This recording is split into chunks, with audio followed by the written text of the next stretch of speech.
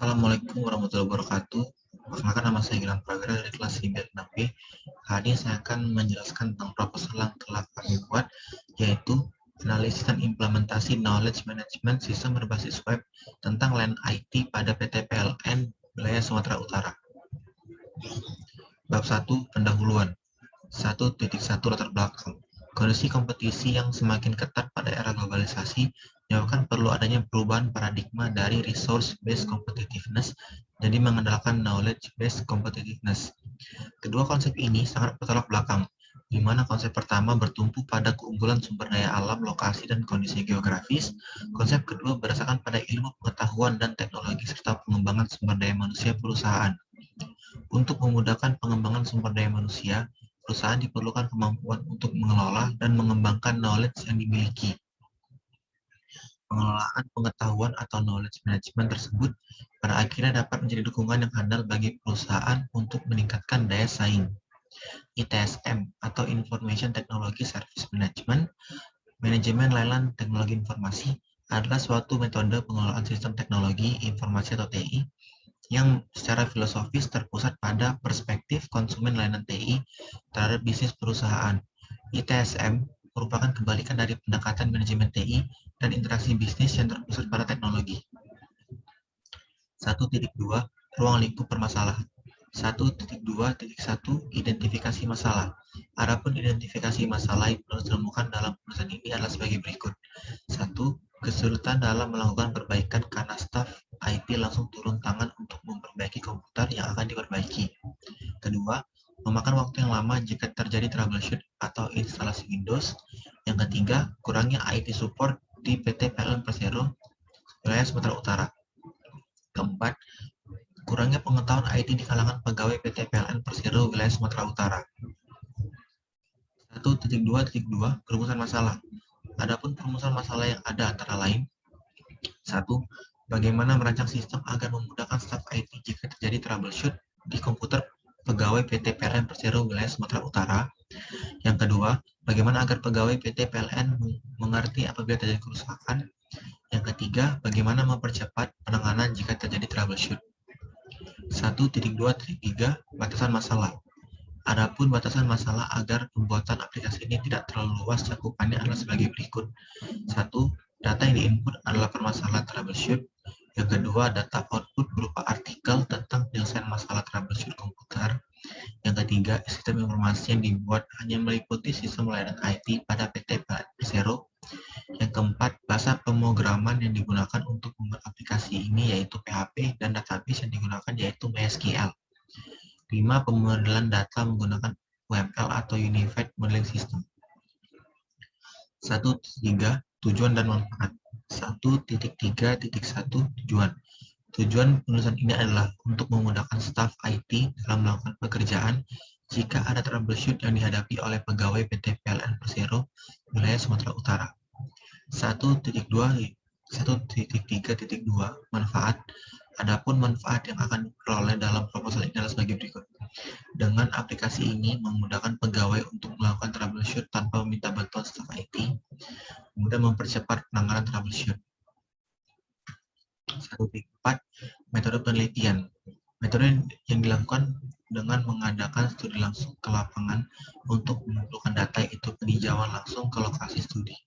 Adapun teknik pengumpulan data yang dilakukan penulis adalah: 1. Pengamatan atau observation. Penulis melakukan kunjungan ke PT PLN Persero, wilayah Sumatera Utara untuk mendapatkan informasi pelayanan IT jika terjadi troubleshoot di komputer pegawai PT PLN Persero.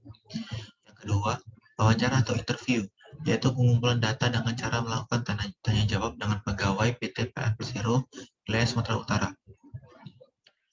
Adapun pertanyaan yang diajukan penulis kepada staf IT di PT PLN Persero, wilayah Sumatera Utara adalah sebagai berikut. Apa saja troubleshoot yang sering terjadi di kantor PT PLN Persero, wilayah Sumatera Utara? Kemudian, sebatas mana pengetahuan pegawai PT PLN Persero, wilayah Sumatera Utara tentang troubleshoot jika ada gangguan di komputer yang sedang digunakan? 1.4.1 Analisa tentang sistem yang ada. Metode System Development Life Cycle digunakan untuk pengembangan sistem. Pada metode dan pendekatan ini terdapat beberapa tahap, di antara sebagai berikut. Satu, analisa sistem pemesanan. Tahap ini merupakan kegiatan pengumpulan data tentang apa saja troubleshoot yang sering terjadi. Jika lengkap, kemudian dianalisis dan didefinisikan kebutuhan yang harus dipenuhi oleh aplikasi yang akan dibangun. Yang kedua, perancangan sistem. Tahap ini adalah tahap di mana antarmuka dirancang berdasarkan analisis kebutuhan yang telah dikumpulkan secara lengkap. Perancangannya menggunakan aplikasi Macromedia Dreamweaver. 3. Pengkodean sistem. Tahap ini adalah tahap penerjemahan hasil perancangan sistem ke dalam skrip dengan menggunakan bahasa pemrograman PHP dan bahasa data MySQL. Keempat, pengujian sistem, yaitu melakukan pengujian terhadap sistem informasi yang telah dibuat. Pada tahap ini, sistem di-uploading ke browser dengan menggunakan web server Apache. Ini adalah gambar metode penelitian yang pertama analisa sistem, kemudian turun ke perancangan sistem, kemudian turun ke pengkodean sistem, kemudian turun ke pengujian sistem. 1.4.2 Perbandingan sistem lama dengan sistem yang akan dirancang. Berikut perbandingan antara sistem yang lama dengan sistem yang baru pada tabel berikut. Ini ada tabel titik 1.1 perbandingan sistem yang lama dan yang akan dirancang. Satunya elemennya ada sistem. Sistem yang lama yaitu staf IT langsung turun tangan untuk memberikan pelayanan IT kepada user. Kemudian sistem yang dirancang, user tidak seutuhnya memanggil staf IT untuk mendapatkan layanan IT karena biasa melihat di web dan membahas permasalahannya yang terkait dengan IT yang akan dibuat dengan sistem komputerisasi, yaitu dengan bahasa pemrograman PHP. Kemudian yang kedua, elemennya penyimpanan. Sistem yang lama itu data disimpan dengan penyusunan secara abjad dan berkala. Kemudian untuk sistem yang dirancang, data disimpan dengan menggunakan sistem database yaitu MySQL. 1.4.3 Pengujian sistem. Untuk memastikan bahwa sistem yang dibuat telah sesuai dengan yang diharapkan, maka sistem ini akan diuji berdasarkan beberapa aspek berikut ini. 1. Pengujian transaksi sistem meliputi input data sampai output yang dihasilkan. Kedua, pengujian kesesuaian informasi yang dihasilkan sistem dengan standar pengambilan keputusan yang ada. Yang ketiga, kestabilan sistem saat dijalankan pada perangkat keras yang berbeda.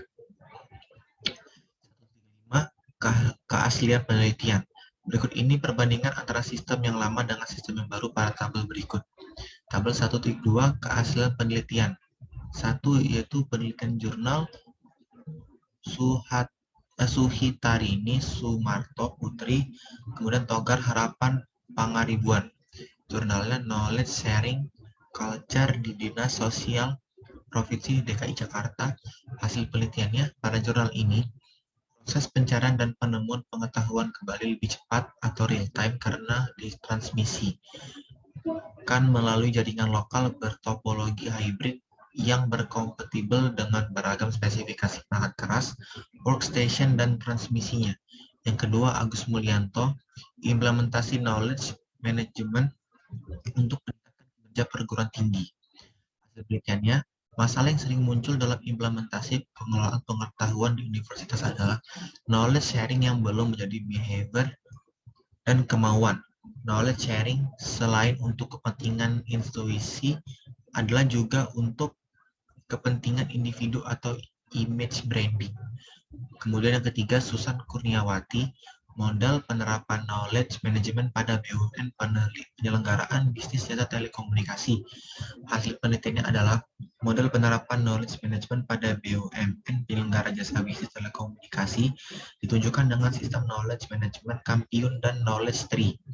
Penerapan knowledge management dilakukan dengan penciptaan pengetahuan, berbagi pengetahuan, dan penerapan pengetahuan.